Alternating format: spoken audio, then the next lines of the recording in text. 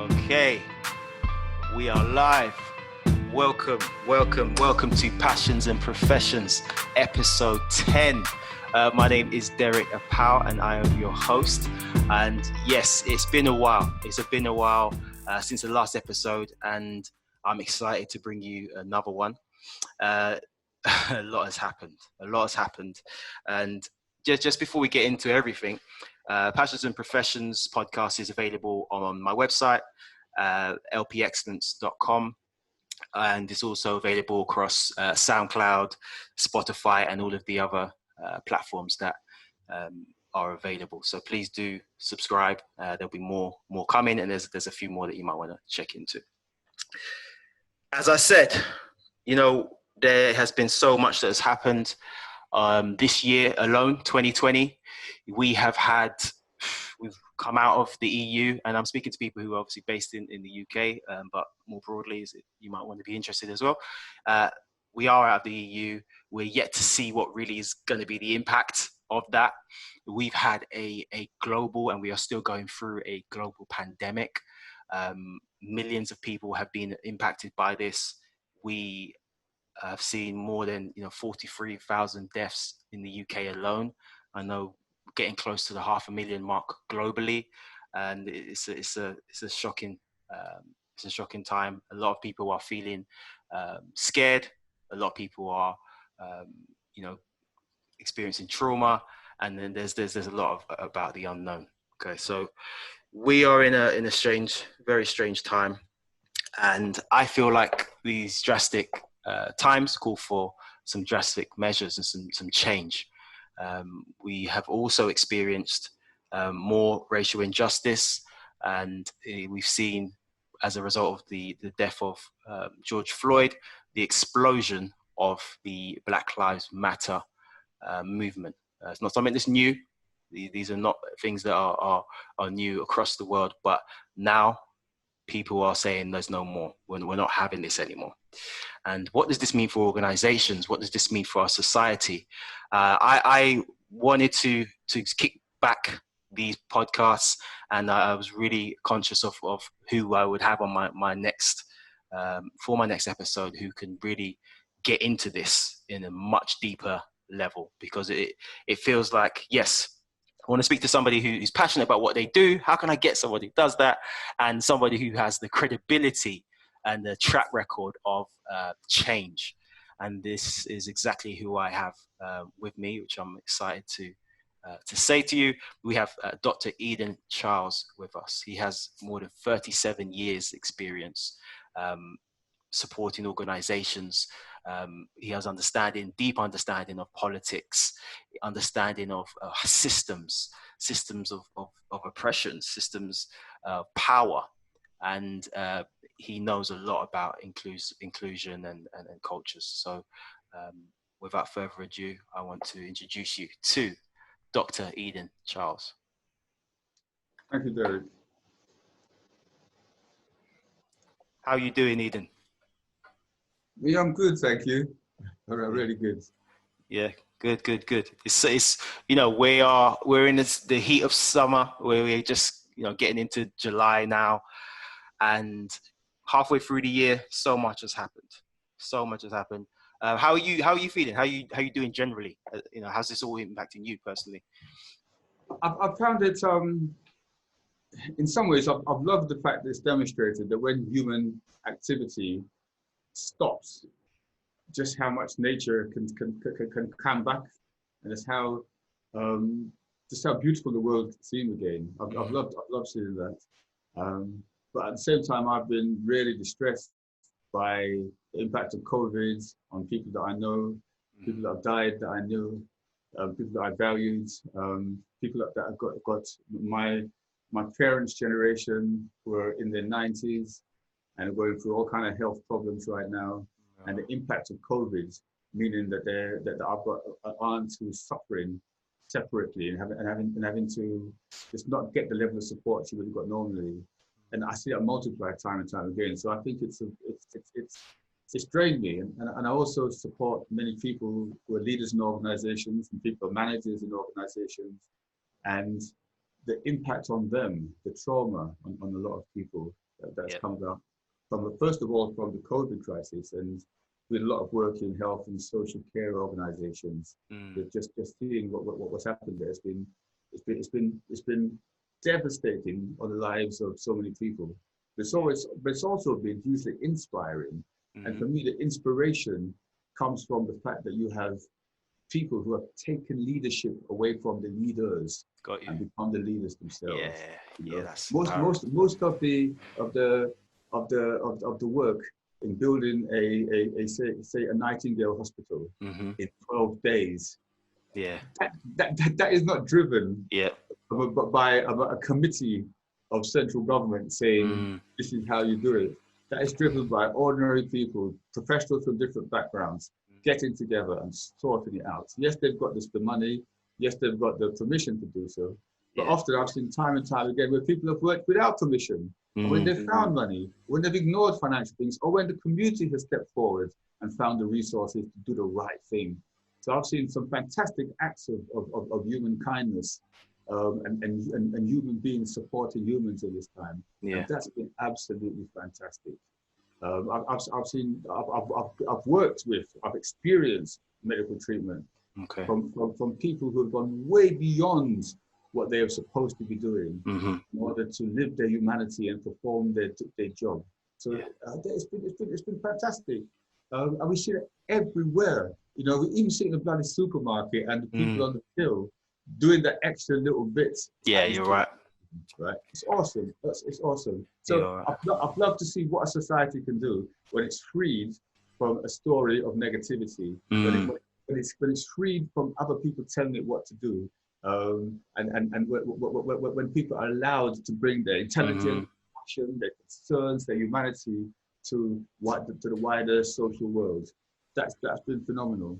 Yeah. But it has Yeah. been difficult. It's when with the Black Lives Movement and the constant reshoring of black men, black women being shot by police in the United States. And that kind of gets.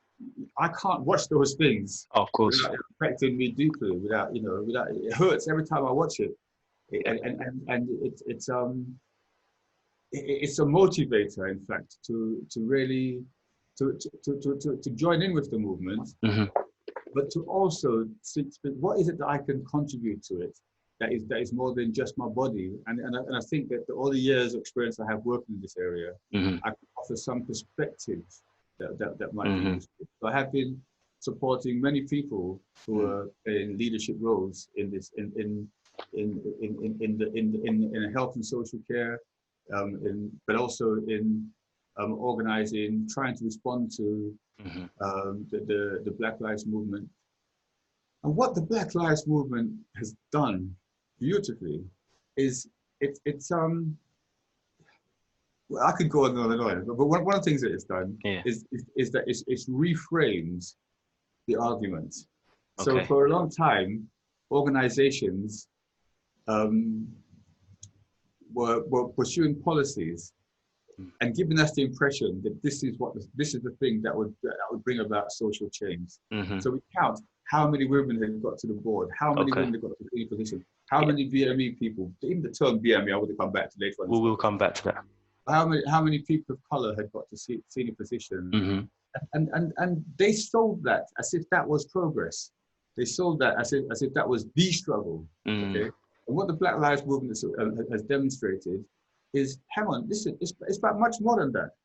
You know, it's Mm-hmm. about the fact that we don't get the education that we need, so we can't even start to get into the kind of some of the universities and jobs that we would like to get into, right? By and large, there are exceptions, but the vast majority of the African Caribbean, the African and African Caribbean population, just does not have access to the economic resources of the white population. Yeah.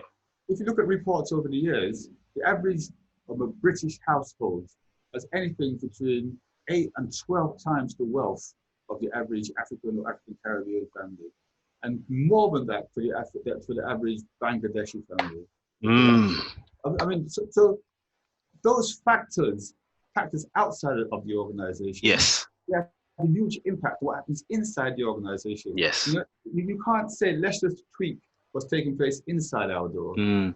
I work with boards, and the board say, well, we have advertised, and we try to get more BME people on our board, but they're just not coming forward.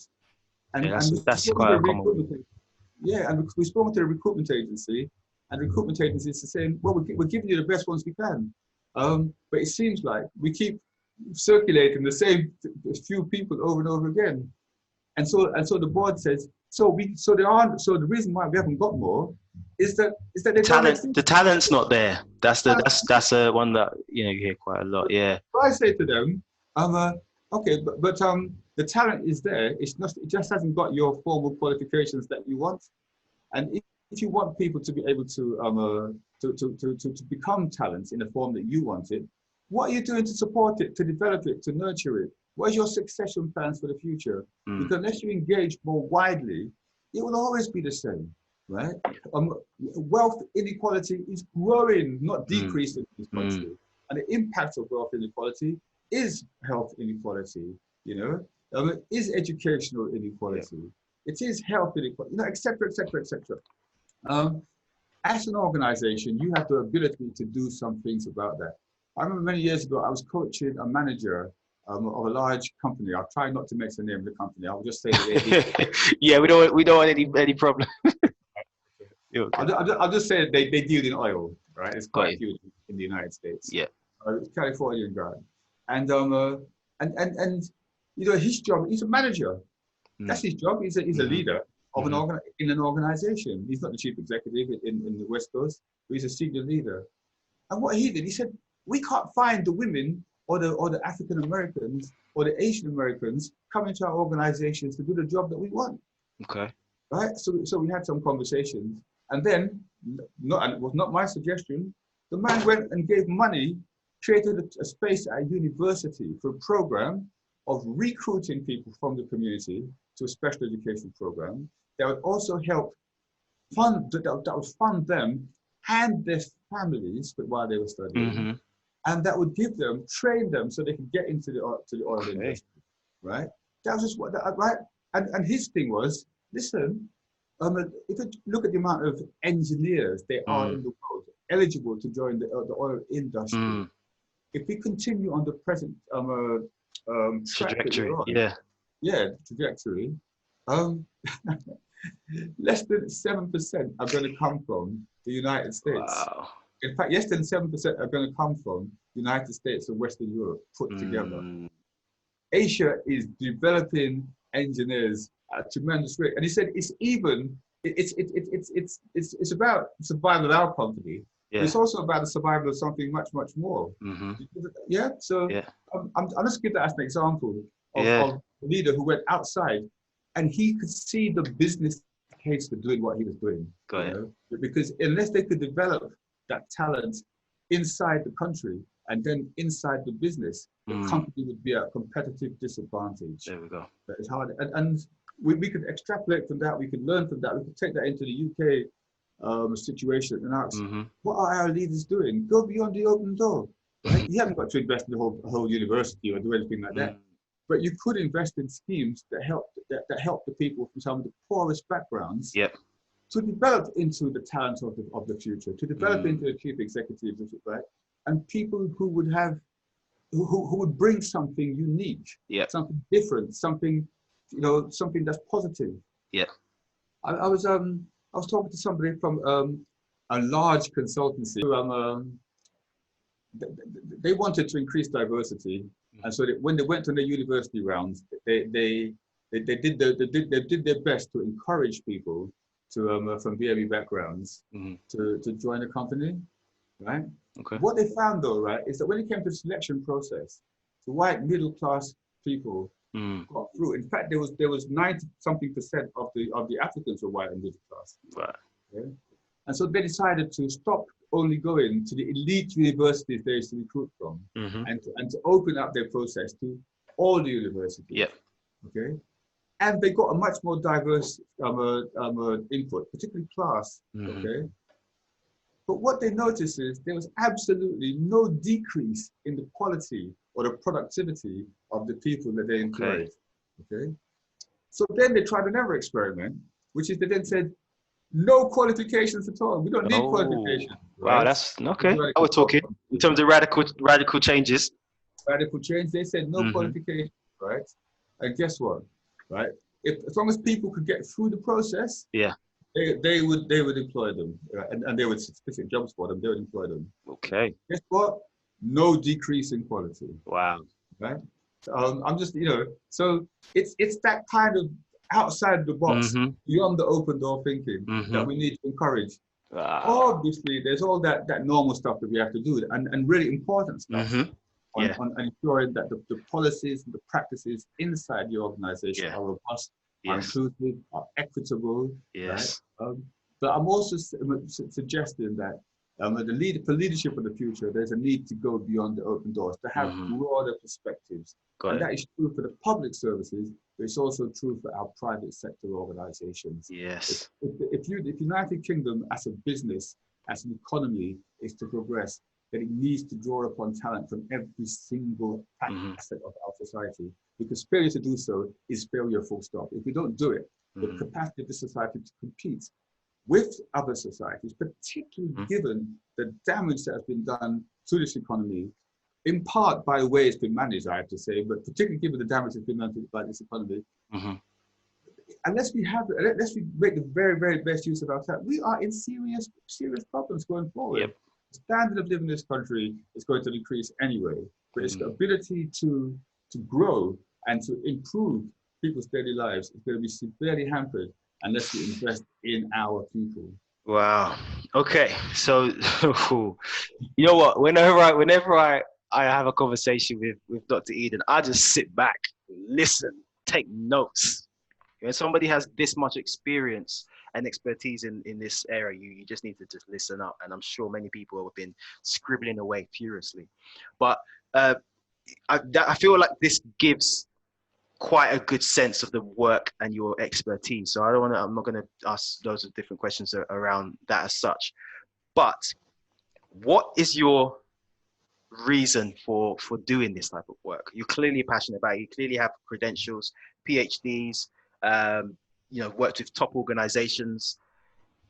What drives you? Let's talk about your passion and your I strengths. mean, I came across a phrase about 40 years ago, and I can't remember who gave me this phrase, but it's always Okay. stuck in my mind. And this phrase is creating organizations fit to house the human spirit. And I've been talking about that. I've Powerful. been using that phrase for the last 40 That's years. powerful. Creating organizations fit to house the human spirit. Right? As human beings, we can do better. We can build organizations which are just organizations, which treat people with respect and dignity. We can treat organizations, we can develop organizations in ways in which you bring together the capacity for magic from the diversity that you assemble. Mm. We can build organizations that recognize that just trying to make money is self-defeating. If all the company does is says our job is to make money, make money, make money, and it doesn't look at how it treats the people that are making the money, or it doesn't look at the environment, the social environment, the social and economic environment which it's in, if it doesn't take that into consideration, the organization will fall foul, because Okay. sooner or later it will trample across some aspect of society. If you look at the Googles and all them kind of people, they are ripping off the Googles. Who's my big bugbear? Amazon, who I shop from regularly. Okay. Right, Oh, we all right. use Amazon. Making money, making money, making money. Yeah. But the damage to the economy and the damage to the social fabric of this country, people don't take that into consideration. Mm. But just look what Bill Gates is doing since he withdrew from Microsoft. Yeah. Yeah? What that man is now saying is that making money is not the, again, I make money so I can do something with it. Mm. Everybody I know is in the business. When you ask, they will tell you that they're there to make money. But when you interrogate them, Yeah. they want to do good things with that wealth. It's not just about them. They want to. Yeah. I mean, yeah. Look, Warren Buffett's a good example as well. Yeah. You know, Yeah. it feels like you get to a certain point once. Well, you could go into Maslow theory, but once you get to a certain point, it's more than that. And what I noticed from a coaching perspective, one to one, is that a lot of people, professionals, want more now. There's a desire for purpose at a much, it seems like a much deeper level than there has been. People don't want to just work for companies who just make loads of money and then don't necessarily positively impact the environment or have a greater purpose. I'm noticing that a lot. I think people always have wanted that, Mm. but that in fact we've had a blip Okay. post-Thatcher era, Mm. and all the stuff about there's no such thing as society, only the individual and his family. And there has been, you know, what's that Gordon Gekko, United States, that stuff, money, just profit. Well, what we have is a form of capitalism that cannot compete against Asian capitalism. It cannot compete against models of capitalism like the German model of capitalism, even, right? Some people call it quarterly capitalism. Yeah, Okay. and every single quarter you've got to be able to demonstrate that you're making profits, that you've achieved the targets, right? And so we have short-termism, and you don't build long-term business success if you're only focusing on the next 3 months. Yeah. And when we look at the countries that are the most productive, effective, and successful, they invest for the future. And they don't just invest in themselves, they invest in creating generations to come after them. They invest outside the walls of the company. Because they recognize that their business is both an economic good and it's a social good. There's a lot there. There's a lot there. I just want to come back to one thing. So, for a long time, I've been trying to and working with some quite progressive organizations, and you know, my passion is really just about helping talent, people who are driven and who just know that they can do more, right? Whether it's in their lives or whether it's in their careers.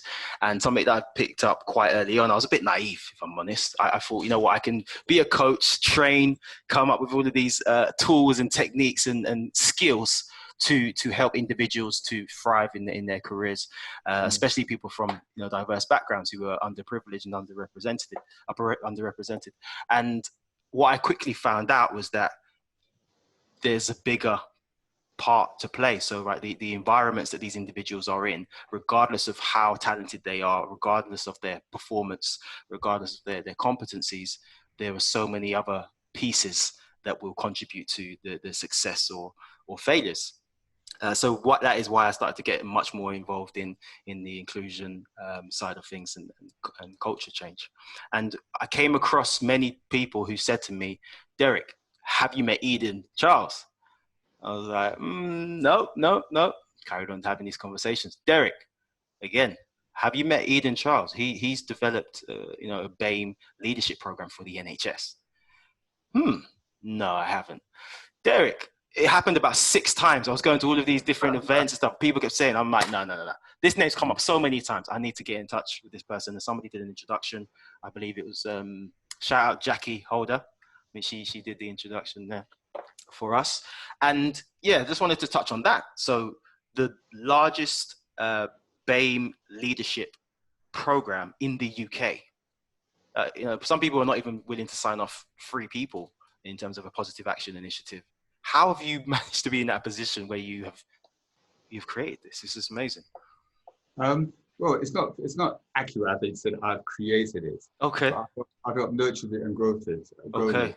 And part of what I've done is support people who are leaders to help them to achieve their own dreams. Actually, you know, some really good people who wanted to make a difference. Yeah, I mean, we are blessed with loads of good people. And I think that what I've done is help them to create spaces, and then I've helped fill those spaces with ideas and approaches that go beyond even what they had conceptualized initially. Okay. That they could do. Does that make sense at all, Derek? Yeah, I'm with you, and I'm sure people listening. Okay, thank you. Because it's very rare that an organization, that the board meets and they say, yes, okay, what we need is a positive action program that will do X, Y, and Z, and they're very specific. So they need people who they can talk to help them refine their thinking in order to do so. in order to stretch their thinking and their imaginations in Yeah. order to help do so. So let's take a step back a second, because I just picked up, for some people, the last few months is probably the first time that some of this language has come up. Positive action, was positive discrimination, um, you know, BAME versus people of color. So maybe let's just break it down for a little bit. So what is a positive action initiative strategy? Okay, so positive action. Let me start with positive discrimination. Positive discrimination is illegal. Illegal, of course. And what it says is that you give somebody a job because of their protected characteristic, because they're black or woman. You can't just do that in law. But what positive action does is it says that you can provide training and development to help bring people up to the same starting point, so that they can then compete fairly stroke equally with people from more privileged backgrounds. That's the theory between positive action. But that's the kind of legalistic framework behind positive action. Yeah, and people do tend to struggle with that differentiation there. So yeah, I think that I'll just give you a definition. The way in which it is articulated clumsily in organizations often gives people the sense that they are being negatively treated, and that other people are being given an advantage over an unfair them. advantage. Yeah. So I've worked for some police forces trying to help run positive action programs for African and Asian people of African and Asian origin who are police officers. And one of the things I've noticed is the level of resistance by a lot of white police officers to these programs. Quite violent. And when I've investigated, no, I say quite violent, it's not violent, quite virulent or quite really passionate. Yeah, got you. And then when I talk to some of these white police officers, what I find is that they have had no training for years. They've been ignored, they've been devalued. The way their line management treats them is really quite negative in some instances. Got it. And so, rather than turning their sort of anger onto the people who have not been commissioning work, development work for them, they turn it onto people who are getting it.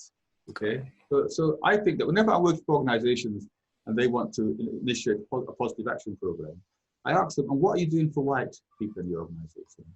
Okay, I said there's a comms piece, but there's also, if you want your organization if you don't want to breed division within the organization, it's more than just putting out a bit of comms saying we're doing a positive action program and we're allowed to do so by law. Yes. It's a positive action program because we're not getting the people that we need at the top from different backgrounds. We're doing a positive action program because our ability to make money, if you're in the private sector, our ability to deliver services, if you're in the public service, is hampered by us not having those people there. So in order to do our job, we have to try and create the greater percentage of people from those backgrounds.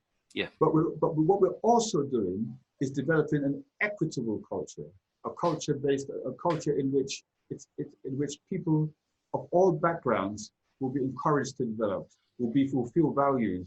That when we look at what is our management philosophy, how do we help managers manage performance? How do we help managers manage the ambitions, the aspirations, the dreams of the people they're managing? Right? I guess what I'm trying to say is that if you want to run a good positive action program, you need to be running a good development series of programs for the whole organization. Your organization has to be a learning organization. All you're doing is you're sabotaging what you think you want to do by creating conditions by which there will be division and disagreements and tension and sabotage taking place. Okay, so that's my That's thoughts. interesting. It's always good to hear your perspective. There are some individuals that in organizations where maybe leadership have tried to do something a little bit different, and they've done, let's say, a test for maybe a BAME specific program that is there to accelerate the development and ensure that they're included in the succession plans.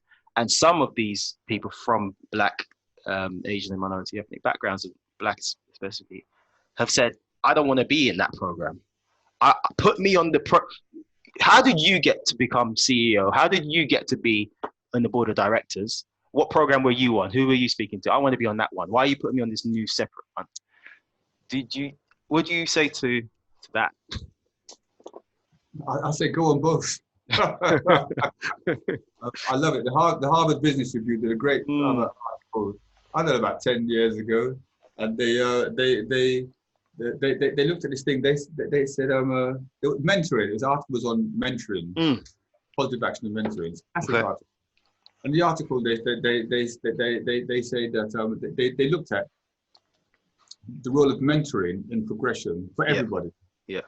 And then what they said, what their conclusions were, to get to the point, is that actually successful leaders don't have a mentor. They have a network of mentoring relationships. They know many people. They learn from their relationships with people from all kind of different backgrounds. Okay? That's what makes the biggest difference. So I say to BME people, if you want that experience, then go on the other programs as well, right? But if you want an experience that helps you connect with parts of yourself that you have suppressed, that you have that have held you down yourself, if you want to learn how to navigate a complex adaptive human system, come on one of these programs. Wow. If you want to learn how to influence change in ways that mean that people don't experience what you've experienced, and come up one of these positive action programs. Oh, there you go. You're selling it in. You're selling it in. These programs will help you understand how systems operate, how you need to be. It'll help you develop a really positive sense of yourself. Yeah. In relationship with others. So it's not an anti-white thing, you know. That's important to say. Yeah. It's very important. In fact, let's not go there. It is a pro-human thing. It's a pro-justice and equity thing. It's a pro-social equality thing.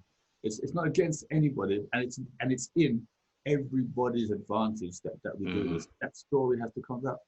But I mean, we could focus on the negativity, but we can also focus on the positivity. Well, I think we've got enough negative out there at the moment, so maybe we switch it up a bit.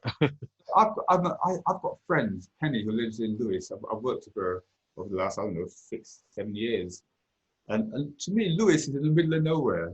Right? But for most people, they know it's you go down to Brighton, you turn right for a little while, and you come to this beautiful old town, and it's fantastic. Now, to me, it's almost like something from, I don't know, a storybook of what an English city looks like. Got it. Yeah. Lewis, right? Lewis had a Black Lives Matter demonstration. Lewis had hundreds of people on the street protesting for social justice, right? Yeah. Lewis. Yeah. Okay? I think the one that brought tears to my eye was to see a white child with a placard saying no justice, no justice, no peace. Yeah. What is that telling us? Yeah. What is that telling us? That a white parent, feels so strongly about an issue, right? That she or he or both of them can give that child that placard, and that child can articulate that they're fighting for justice, they're fighting for what's right. Okay, so this is something that we had in the conversation earlier on, isn't it, Derek? We have, when we look at organizations, we have policies and practices, ways of working that are all internally focused, and they don't focus more widely. We have developed a set of reflexes to disadvantage, to inequality, that in which the conceptual and the practical tools that we work from have proven to be inadequate to enable the change that we really want to make. and yet we're not working with anything different. Mm-hmm. Okay, and we keep repeating the same old things over and over again. Yep. In different ways. Okay, let's have a woman on every interview panel, or a black person on every interview panel. Let's have some with disability. Let's have a disability group. Let's have a BME group. Yes. Let's have a trans group. Let's have this group, right? Right? We're playing about with all these different things internally, and they're all good and they're all valuable. Okay. Right? But that child, that Black Lives Matters thing is saying more than all that other stuff. That's a huge message. Yeah, because what that child is saying is, we want social justice. And if the things that you're doing are not producing the social justice, are not producing the diversity and equality at the levels that you want it to, do something else. You have to step beyond the open door. You have to step out of the boundaries of the organization. Our leaders need to be able to do that. Yeah. They need to, even if it is just as a source of inspiration, even if it's to say, actually, when we manage to get a tiny percentage of people at the top of our organization from these backgrounds, have we actually made a big difference to the lives of the vast majority of women, of BAME people, of people with disabilities, or have we actually made a difference to that? Because we haven't. Okay. Because there's always been a small minority who get to the top. So Eden, so what about some of the leaders, and I'm sure there'll be people listening to this or even watching it, who work in HR within the private or public sector, and they're like, well, the system's inadequate, it's not working, is kind of what you're saying, but it's working for some. So just because some people are not benefiting, the majority is okay. So why should we change? I think you just said why, because it's only working for some, and we're alienating, disadvantaging, we're putting people in our organizations through experiences that devalue them, right? We're putting people through experiences that stress them on a daily basis. One of the questions that we said that we'd look at later on is this notion about why is it that more BAME people are dying of COVID than white people? Yeah. Well, I think one of the reasons why that is the case, one of the critical reasons that is the case, is because of what some people call the negative micro messages, the negative experiences, the constant put downs, the devaluing, the sense that I have to be something different if I'm going to be successful in this organization. I have to suppress bits of my personality. Yeah, identity. Yeah. All those things, right? All those things impact you psychically and psychologically, but they also impact you physiologically, your ability, your resilience, your ability to, because you get beaten down, you get worn out. It's tough going to work. Even on your journey to work, you're wondering how you will be treated in different points of your journey. When you step into a shop, are they treating me that way because of the color of my skin? You go on the train, and people. I could go, and I don't want to go into the much detail because but our lived experiences, daily lived experiences, okay. And so to those HR managers who were saying it's working for some, it's not working for others, I'm saying fine. Well, extend what it is that you're doing that works for some to work for everybody. And they'll say, but it's an open policy. I said, no, let's deconstruct what you're doing for some people. What you're doing is the people who succeed are the people who find that they're in an organization that reflects their identity, right, and their gender. So why don't you create an organization that reflects the identity and gender of the rest of the organization? Why don't you create an organization in which it's very different? So one of the exercises I give people some of the programs is to say, okay, what I'd like you to do is to design this organization again as if it had been designed by women, with women's best interests at heart, with women's embodied realities, their physical experience realities at heart, with no notice of how we've done things before. Just concentrate about what we really, really love. Start from scratch. Which women thrived and were supported and nurtured and grew and could bring their uniqueness, their differences to. What would that look like? Typically, people really struggle because people haven't given it that much thought, but some people have.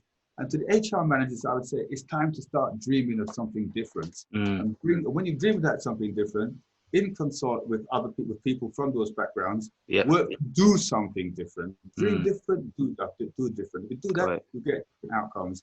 You know the phrase, if you always do what you've always done, then you always get what you've always got. Get the same results. The way you've always thought, then you will always do. So change the thinking. Definitely. So HR managers, I'm saying, go beyond, think outside the box, think differently, have policies that go beyond the open door. Yep. You have the power to make change. Yeah. But your ability to make change is directly dependent upon your ability to dream, your ability to conceive other possibilities, your ability to change your dreams and your awareness of other possibilities into disciplined action that actually works. Because actually, one great thing about HR people is that they know how to plan, they know how to organize. Right? So use that knowledge to do something that can actually make a difference and stop going through the rituals that we have now that have not taken us very far at all. Excellent. Dream. Right now, we need dreamers. Our society needs dreamers. Black Lives Matter won't achieve jack unless people dream about another possibility. They dream differently about policing. They dream differently about housing, employment, about the kind of nature of our society. We need a society fit to house the spirit of all those people who are out on those streets saying Black Lives Matter. Because what they're saying is not just Black Lives Matter. They're saying we matter. Our society is better than this. The membership that we have in this world is more than this. We don't want to be in a world members of this way of being. We want to be members of a different kind of world. That's what it's saying. People coming out and they're saying that irrespective of what the politicians say, we want more. We want difference. We want to live in a world that is very different to the world that we've been told is inevitable, is sensible, practical. Wow. No, what we want, we're going to get. And we're going to come out on the street and stand. That's what Black Lives is about. It's about the future. It's about a different kind of future for us as humanity. And it's not just about Black people. It's about us. If I see people being treated badly and I do nothing, I'm a lesser human being. If I stand up, I become more fully the human being that I am and the human being that I'm capable of being. And that's what we're seeing when we see people come out and fight, not just for Black lives, they're fighting for justice. They're fighting for the very nature of their society. They're fighting for the future of our species and its existence on the world. That's it. That's why it's so beautiful. That's why it's so powerful. That's why I'm saying to people, that's you. It's your time. It's your time. It's your time. That's it. That's it. I love that. I love that. And everybody listening and watching can feel the energy and the passion as to why you do this type of work and the knowledge that you have as well. It just kind of radiates through everything. So I just wanted to put the mirror up to that. And you spoke about something that's really important about it's not the leaders' jobs. You know, if you do have a platform, however big or small your platform is, you can make that change. Two images just in front of me. If you're not watching, we have Marcus Rashford, a picture of Marcus Rashford, and then next to him we have Boris Johnson holding a phone. And any comments on that one? Any comment? Well, I think it's a great example of what happens when people who get paid to do one thing use their position to achieve wider change, a wider influence. And that's a great example of Marcus Rashford. Yeah. Right? He's a rich man, right? But he hasn't lost his awareness of the living standards, living conditions of the vast majority of perhaps not the vast majority, but for huge amounts of people in this country. Yeah. And he joined this campaign and used his position to do something different. Right? Colin Kaepernick, a rich man, made all the money out of playing American football. Right? He lost a lot of money too as a result of sharing his honest views. Lost a lot of money from some aspects and got massive sponsorship. Nike sponsored him. Yeah. It took a while though. It did take a while. It took a while. But now he knelt. Him and a few people knelt on the football pitch. And people are kneeling all over the world. This is it. Right? His courage, his sacrifice for a few years has helped inspire something that is huge. You know, I'll tell you what I like to see when I see police officers joining in the crowds and kneeling. That's also this is it. Yeah, I've seen quite a lot of that recently over with the protests. Definitely, definitely. Because we are more than our job descriptions. You know, we're human beings, you know, Yeah, and yeah, we bring out, if we bring yeah. our full humanity to our jobs, all this bull stuff about how, you know, I'm a professional and I come to work and I do my job. Mm, mm, No, no, no, no, no, no. I've seen people who I work with in the NHS, for example, mm-hmm. who are stressed. They've got members of their family who are dying, Yeah. who they can't see in the last days of their lives. Uh, And they're looking after people. And they are not just doing their jobs, mm-hmm. they're smiling, they're holding hands, Yeah. they're giving reassurance, Mm-hmm. they're giving hope. They're I don't know, I could tell you some stories. I'm simply trying to make the point that when you go Mm-hmm. to work every day, you're doing much more than just earning a living. Yeah. Yeah. You're interrelated, you're interconnected, you're Mm-hmm. influencing people that you work with. How Yeah. you show up has got a huge impact, Yeah. much wider than you might think it does. So be your best self, bring that to it. There we have it. There you can do more. Everybody can do more. You don't have to just stay within the boxes, within a title. You can bring yourself to your profession, and that is Yeah. what I like to also to see. Again, passions and professions is kind of the premise of what we're talking about. One thing actually that I learned working for people opportunities, and I've been privileged to actually work with, will have to coach people within the NHS, and there's a phrase, you know, oh, we're not saving lives here, you know, I'm just doing my job, but I get such a buzz knowing that I'm helping people who are actually saving lives. These that literally saving lives here, and yeah, it's quite powerful. But one thing that I wanted to get to is what the NHS was actually built upon in terms of, you know, we talk about a lot about kind of inclusion, and I came across, you know, it was the NHS Constitution. Can you just give like a brief overview of like what the NHS is, you know, actually stands for? Well, it's very interesting this because a lot of people think that the NHS exists um, to improve people's health, to fix people when they're broken. And of course, that's part of its function. But the NHS is the result of the sorts of movement we're seeing right now Mm-hmm. of ordinary people, working class people, the poor, the disenfranchised middle class, the relatively the middle class whose whole lives were shaken up by the Second World War, in fact by the impact of the First World War and by the recession in between the two wars. What we see is a group of people saying we want better, we want, was it homes fit for heroes, to Mm-hmm. houses, right? When we get ill and we have to pay for our medicine, that could bankrupt us and destroy our family.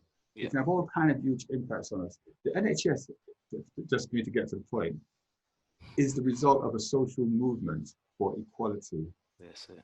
That is at the heart of the NHS. It's a result of a movement that says, irrespective of your social class, your gender, your ethnicity, or whatever, that you can receive the best health that we can offer, free of charge, free at the point of need. It's awesome. When you read the Constitution of the NHS, I did read it, and I was quite almost taken like back. poetry.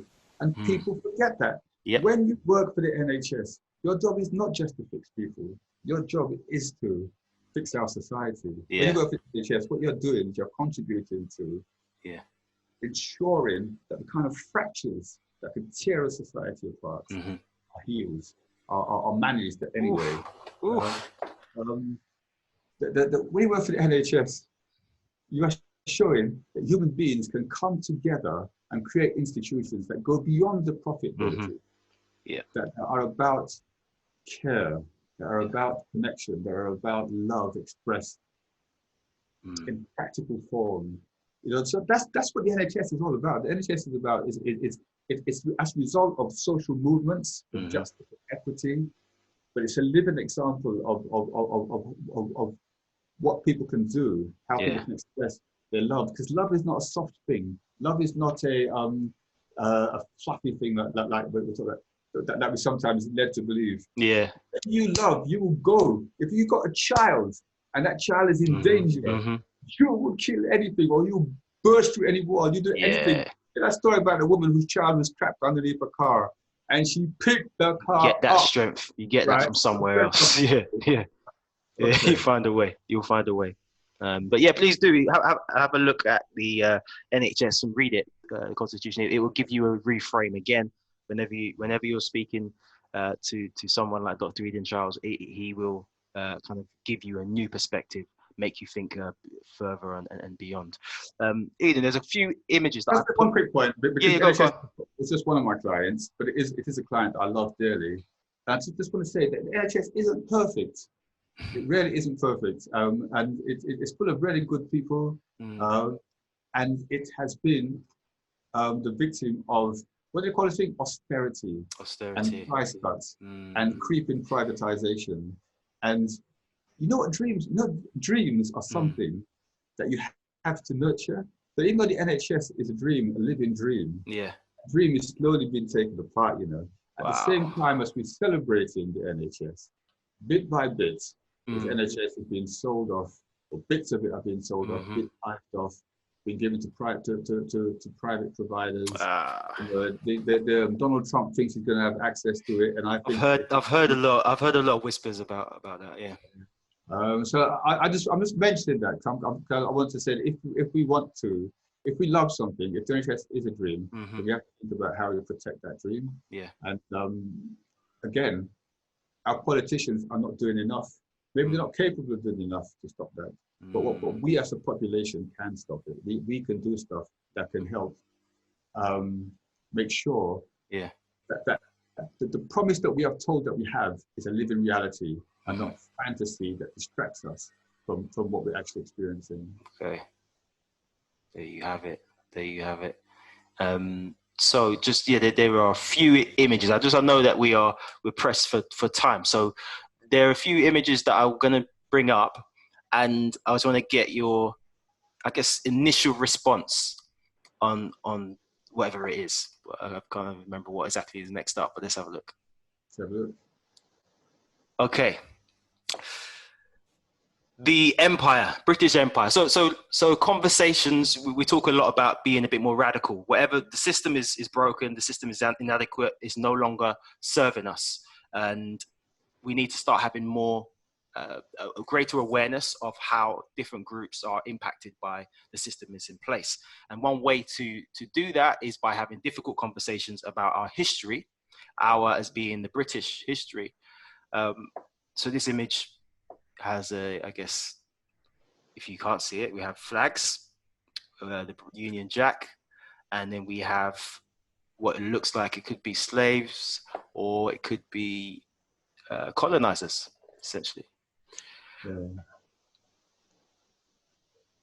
What I love is it's got these natives, dark Yes. natives, and some are bowing down and offering gifts to these Mm, white soldiers. mm, And the white soldiers got a piece of paper in their hands, mm, which they're giving to somebody who's got a huge hat on and a cape, as if that person is the chief. mm, And in the background, you've got elephants. That suggests to me it's probably either in Africa or in Asia. mm, Um, and what about and that is so different to the reality.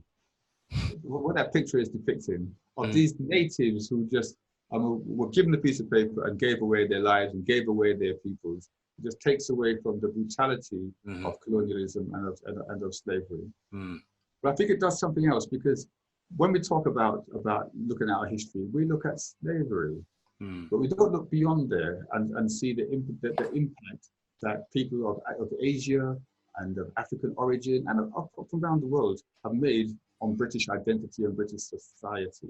You know, mm, people like Marco Polo, explorers who went to Asia, they went to Asia because they were told that's where wisdom is, and they weren't told this because by accident, but they told us because they'd seen evidence of it.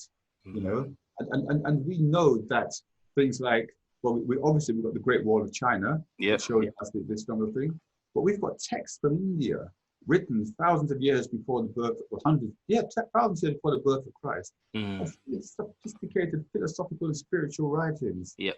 that tell a story of a highly advanced society. Mm, In fact, if you want to just focus on India for a while, but its contribution to our society has been fundamental, Yeah. right in terms of science and mathematics, and Yeah. the contribution of the concept of zero, which actually people think of as being just a mathematical concept, but it's much, much more than that. It's a spiritual, it's a philosophical, Yeah. it's just phenomenal. Yeah.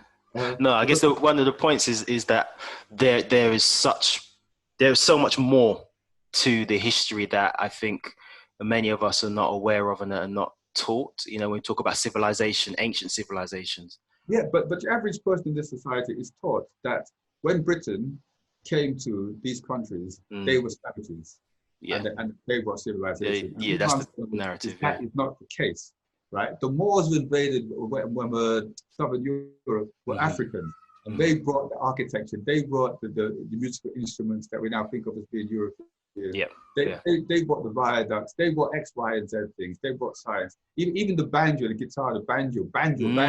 Yeah, Banjo's yeah. a Ghanaian name. It's a Ghanaian name. You know, they left the instruments, they left their name behind. People said there's no African influence in that, but it's they left the name in the instrument.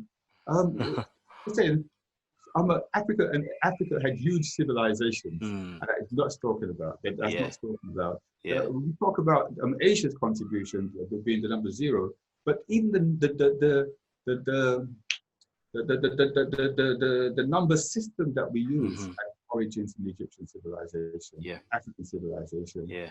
Astronomy, the first records of astronomy where it came from Egypt, African civilization. We can go on and on and on and on, right? Every single part of this world has contributed to us being the species that we are today.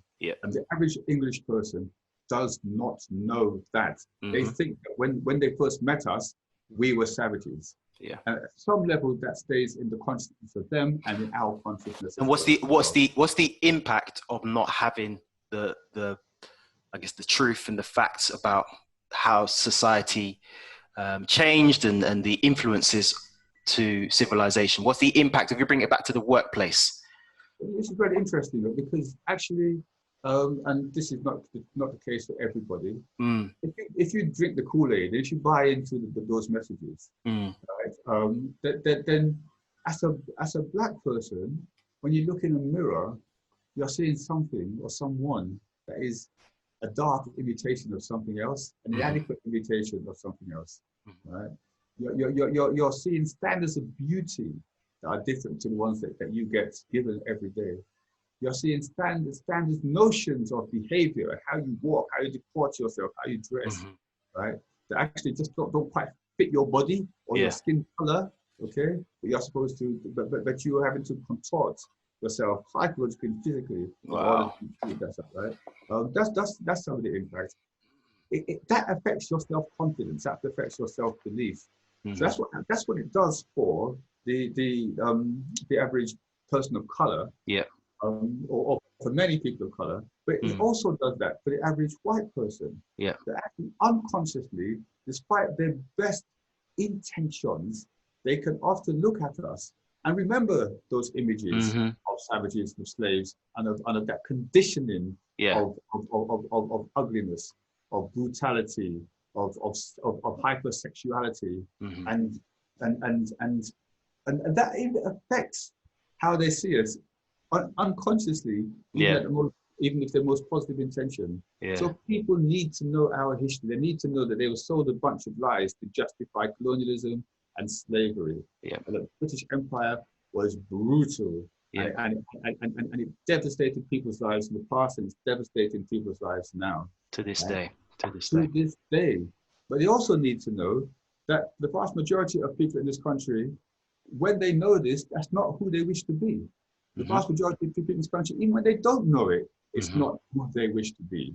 But it's who they can be in their actions, because they don't understand that the impact of their actions can help reinforce what colonialism has done to the economic, to the psychological, and to the sociological lives of people of color. A lot there. There's a lot in that one. And a lot in that one. We've spoken a little bit about kind of mindset shifts, so I'll move back.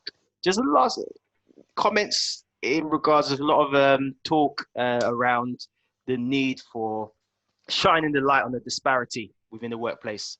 One area being ethnicity pay gap reporting. So, we can see visibly with lots of statistics we can look at in terms of leadership. We can look at the FTSE boards and the lack of representation. But sometimes what we can't see is, okay, how much are people getting paid? Am I getting paid the same as my peer, my colleague who's doing exactly the same job?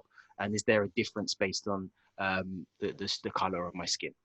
And this has been recommended in, I think it was the 2017 private reports done by the government about race and equality, and now it's sort of coming back up again as something that needs to be accelerated forward. What are your thoughts?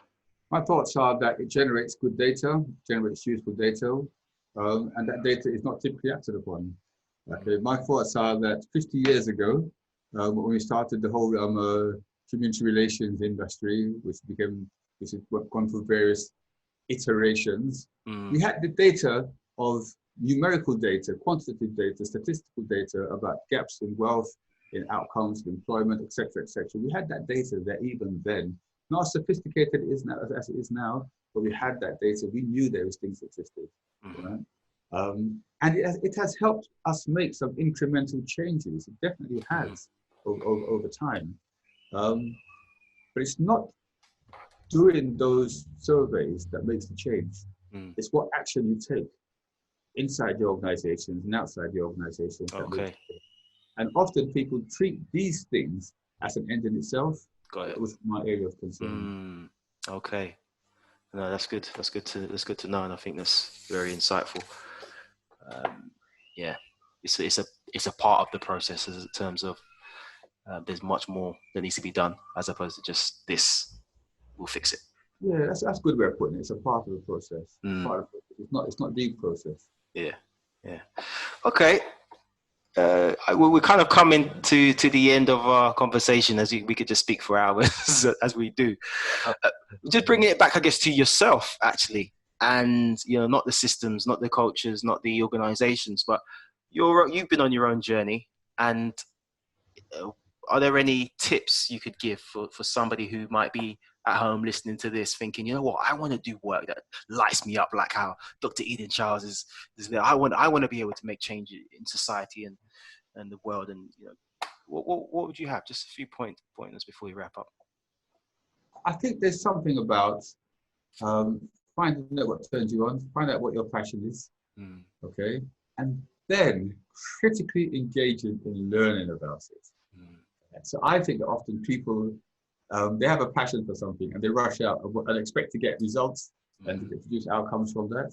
Yeah. But you've got to study. You've got to get involved in action. You've got to have good economic management. Okay. I've learned from my reading about finance and from my life experiences and people I've known. When my business started, I didn't take any profits out of the business for about 5 years. Wow. I didn't touch the profits because I knew that hard times would come, that it wouldn't always be on an upward trajectory. So I made a point of investing my money wisely. Yeah.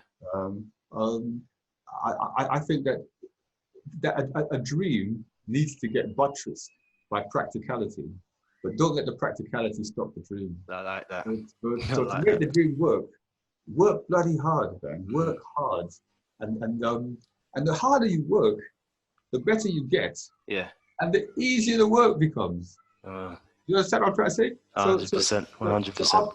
It's like if you look Andy Murray play tennis, right? The man is awesome. He's phenomenal. He's phenomenal. But when he's fit, when he's in form, it's not grunt for him. It's not when he's in a match. He's in the zone. It's natural. Yeah, right. But there's a lot of hard training that has got him there. A lot of studying there. He had to leave home. I think he went to Spain to study. He's had operations. He committed himself to get to where he got to. So I think that people who want to make really big change, do the bloody work. You have to work. This world is not going to change based on simplistic, naive slogans. It needs people who are prepared to dig deep, to critically engage, challenge themselves, to engage in debates, to hold on to their dreams as well, and not get buried by all the things that the society tells you are important. Yeah. Don't get distracted from it, but to be committed, I suppose, be committed to your dreams, because what happens, I think, in life, in our society, is that we got told to grow up and to be sensible and to be practical. Yeah. Right. And the crazy dreamers, the wacky artists, the beautiful spiritual yoga people, the people who've got the most, they're even though I think it's changing, by the way, but they get seen as they have often been seen as not really being grown up or serious and on the outside. But what we do know about human society is that every time it's moved forward, it's come from the people who are on their heads, on the edge. Okay? So if you are somebody who wants to make a change, do your hard work, do your study. It will be lonely sometimes. You will be on the edge. People think you're come up all kind of negative. And you are the future. You are the people who will help us as a species move forward. Amazing. The extent to which you love yourself does have real connection with the extent to which you can love other people. Yeah. So doing that self-love work, that self-nurturing work is really important. Look after yourself. Yeah. And that's a discipline. And finding ways. I mean, when you were talking about that part of the self-care regime, exercise is something that's important for both of us. So work it out. But I'm an old man now. I can't believe I'm an old man, but I am an old man now. Listen, the energy that you have is young. You still got that young energy about you. And listen, I want to thank you so much for giving your time. I'm sure lots of people are going to want to get in touch with you and kind of share what messages they've learned from this, and potentially probably want to work with us or People Opportunities or yourself directly. So where can people contact you or reach you? How? Contact us through the website, www.peopleopportunities.co.uk. They can contact me directly, eden@peopleopportunities.co.uk. They can, don't know what else, Facebook. Yeah. And if you lost, get in touch with me and I can do the introductions as well. Okay, nice one. All right, everybody. Thank you so much for listening. Thank you, Terry. No problem. My pleasure. My pleasure. Passions and Professions, everybody. There will be more to come. Please check out the other episodes on my website, LP Excellence. And Instagram @team LP Excellence as well. Derek Apau on LinkedIn. Get in touch. Take care, everybody. Thanks, Derek.